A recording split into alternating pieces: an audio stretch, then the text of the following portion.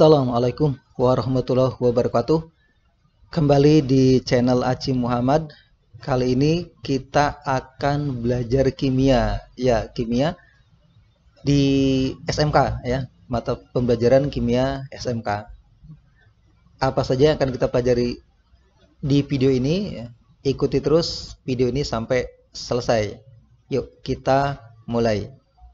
Nah, yang akan kita pelajari pada kesempatan kali ini adalah yang pertama, kita akan mempelajari hubungan antara konfigurasi elektron dengan letak unsur dalam sistem periodik. Yang kedua, kita akan mempelajari sifat-sifat periodik unsur, mulai dari jari-jari atom, energi ionisasi, afinitas elektron, dan elektronegativitas ya. Lanjut, kita mulai ya, hubungan konfigurasi elektron ya. Di pertemuan sebelumnya kita sudah membahas konfigurasi elektron ya. Sekarang kita lanjutkan ke apa hubungannya dengan tabel periodik unsur. Ya kita lihat ini ya. Nah, ternyata ini ya hubungan antara konfigurasi elektron dengan sistem periodik ya. Yang pertama adalah jumlah lintasan ya. Lintasan elektron ini ya, di pertemuan sebelumnya kita bahas elektron itu dianggap memiliki lintasan-lintasan yang kadang disebut kulit elektron gitu ya. Itu menunjukkan periode dalam sistem periodik unsur. Sementara elektron valensi adalah elektron yang menempati lintasan terluar atau elektron yang menempati kulit terluar ya, atau elektron terakhir itu menyatakan nomor golongan unsur dalam sistem periodik unsur. Ya, contohnya misalnya begini. Ini contoh ya. Misalnya atom karbon ya, atom karbon dengan nomor atom 6, maka konfigurasi elektronnya adalah di kulit K itu memiliki 2 elektron. Sementara di kulit ini L itu 4 elektron. Maka konfigurasi 2 dan 4 ya.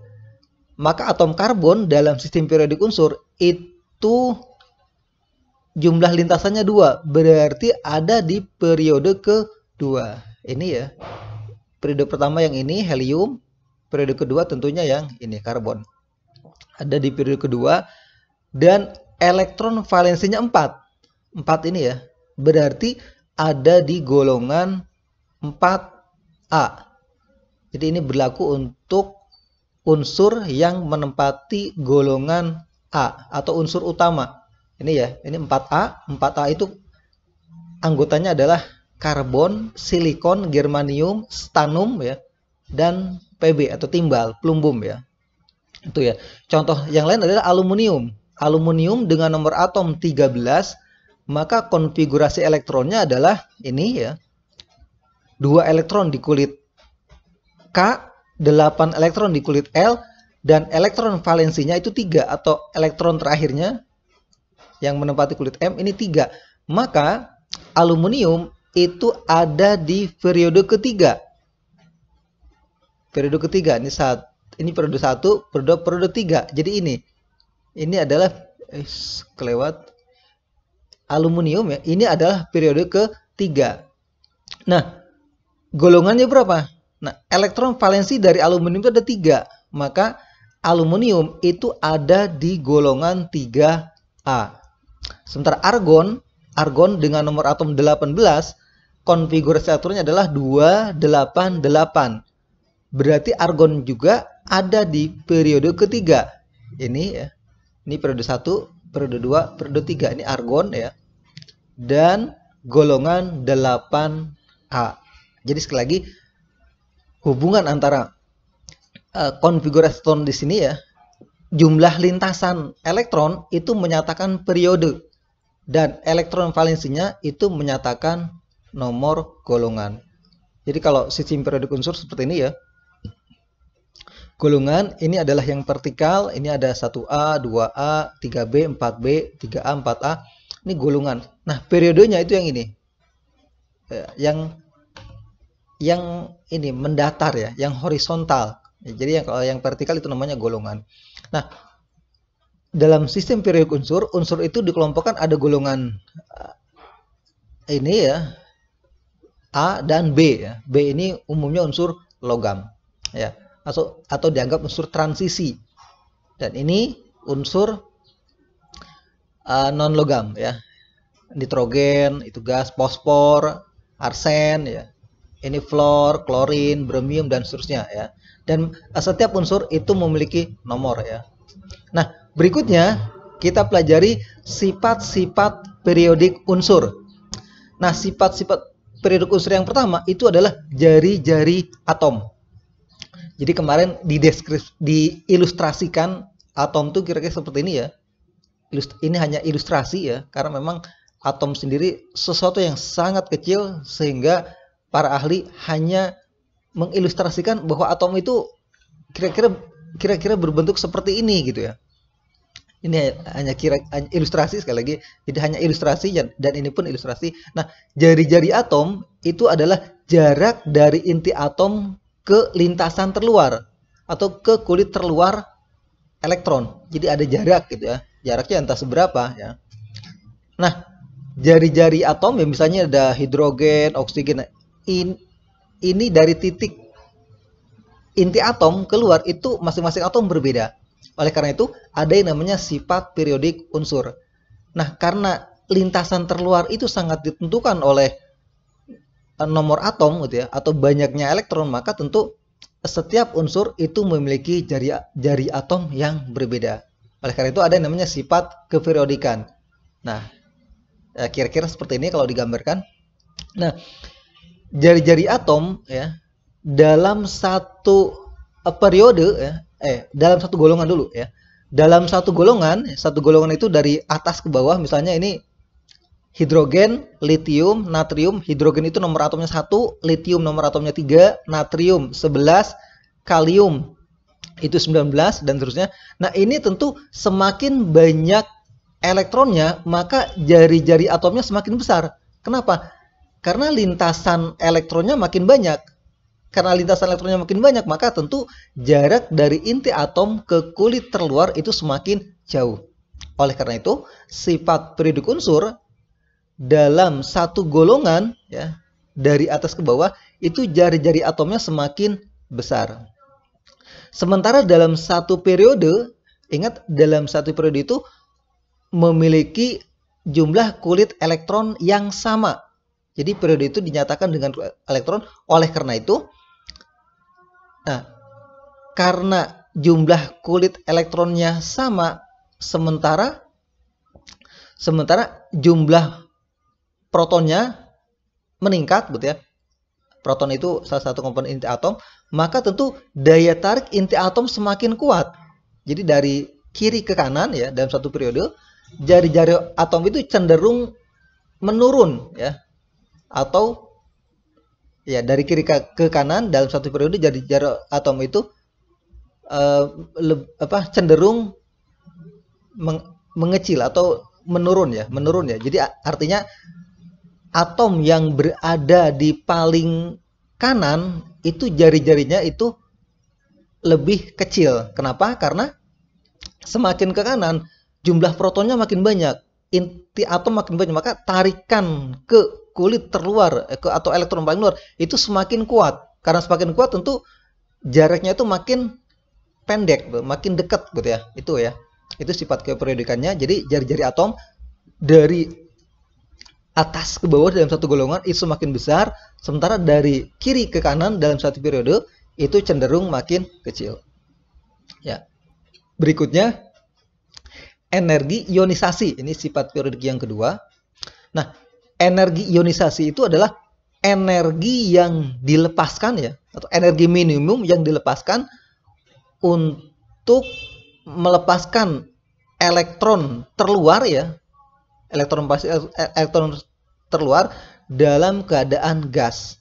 Jadi misalnya ini ya, elektron di kulit K itu ada 2, di kulit L itu tentu ada 8, dan di kulit M-nya ada 1. Nah, atau Nah, untuk melepas satu elektron ini tentu dibutuhkan energi minimum ya. Nah, energi itulah yang disebut dengan energi ionisasi. Kenapa kenapa atom perlu melepaskan elektron? Supaya atom itu stabil ya, supaya stabil ya. Karena atom yang stabil itu dinyatakan dengan elektron terakhirnya itu 8. Jadi kalau ada satu, nah ini satu itu daya tarik ke intinya lemah, ya lepas saja. Nah, tetapi untuk melepas itu tentu butuhkan energinya. Energi itulah yang disebut dengan energi ionisasi.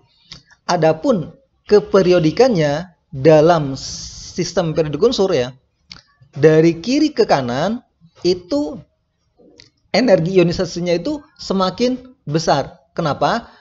Karena semakin ke kanan itu elektron valensinya semakin banyak. Ya, ingat dalam satu periode itu jumlah kulitnya sama tetapi elektron valensinya makin banyak. Berarti kalau 1A elektron valensinya 1, 2A elektron valensinya 2 ya. Terus 3A elektron valensinya 3, 4A elektron valensinya 4. Nah, ini tentu semakin banyak elektron valensinya maka energi yang dibutuhkan untuk melepas elektron terakhir itu semakin besar. Ya, sementara dalam satu golongan itu dari atas ke bawah energinya cenderung turun. Kenapa? Di sini jumlah elektronnya semakin sedikit. Nah, karena jumlah elektron valensinya semakin sedikit, ya, makin sedikit dan juga sementara jumlah kulitnya makin banyak. Jumlah kulitnya makin banyak sehingga jarak dari inti atom keluar semakin kecil sehingga energi yang dibutuhkan untuk melepaskan satu elektron itu tentu semakin rendah. Nah, itu energi ionisasi. Nah, berikutnya afinitas elektron. Nah, afinitas elektron ini adalah kebalikan daripada energi ionisasi. Kalau energi ionisasi itu energi yang dibutuhkan untuk melepaskan elektron. Nah, afinitas elektron itu adalah energi minimum yang dibutuhkan untuk menangkap suatu elektron ya, yang ditempatkan pada kulit terakhirnya. Jadi gini, misalnya sebuah atom memiliki elektron terakhirnya 7. Nah, untuk stabil dia butuh 8, maka dia akan menangkap satu elektron. Nah, untuk menangkap satu elektron itu dia butuh energi. Nah, energi itulah yang disebut dengan afinitas elektron. Itu biasanya atom golongan 7A, golongan 6A, 5A itu cenderung memiliki kemampuan untuk menangkap satu atau dua elektron untuk ditempatkan di lintasan terakhirnya atau kulit terakhirnya, gitu ya. Adapun kecenderungannya ya kira-kira, ya tentu afinitas elektron ya dari kiri ke kanan ya dalam satu sistem periodik unsur itu semakin kecil ya, sementara dari atas ke bawah semakin besar karena kebalikan daripada energi ionisasi. Nah, yang terakhir adalah keelektronegatifan ya atau elektronegativitas gitu ya, istilahnya itu. Nah, elektronegativitas ini adalah skala yang dapat menjelaskan kecenderungan atom suatu unsur untuk menarik elektron menuju kepadanya dalam suatu ikatan kimia. Jadi elektronegativitas ini ya semacam skala yang ya sudah ditentukan oleh para ahli tentunya untuk menjelaskan bahwa atom ini punya kecenderungan untuk menarik elektron ya. Jadi elektron supaya berikatan ya, supaya berikatan dengannya, gitu ya. Ya misalnya di situ ada atom, ini ada atom fluor itu memiliki elektronegativitas 4,1 ya. Fluorin ini tentu itu memiliki elektronegativitas yang tinggi. Artinya dia cenderung untuk menarik ya elektron ya untuk berikatan dengan fluorin itu. Termasuk juga klorin ya, tinggi ya. Nah, ini elektronegativitas berdasarkan skala Pauling. Nah, adapun sifat keteraturannya elektronegativitas itu naik ya dari bawah ke atas, artinya dalam satu golongan dari atas ke bawah itu semakin tinggi. Sementara dari kiri ke kanan dalam satu periode itu juga mengalami kenaikan. Nah, itu ya sifat periodik unsur ya, dan ini tentu nanti akan sangat berguna pengetahuan ini ketika kita belajar ikatan kimia. Ya, demikian untuk pembelajaran kali ini, saya akhiri. Assalamualaikum warahmatullahi wabarakatuh.